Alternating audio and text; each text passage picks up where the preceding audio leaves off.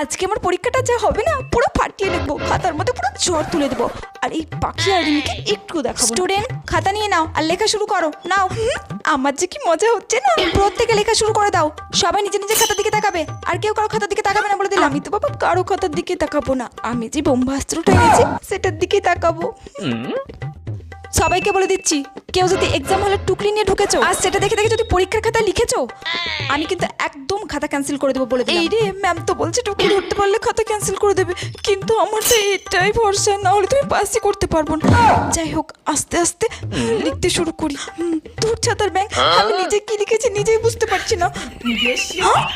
এই তুমি ওগুলো কি দেখে লিখছো? দেখে ফেলেছে তো। টুকলি? আমার বারণ করছো তো তুমি টুকলি দেখে লিখছো?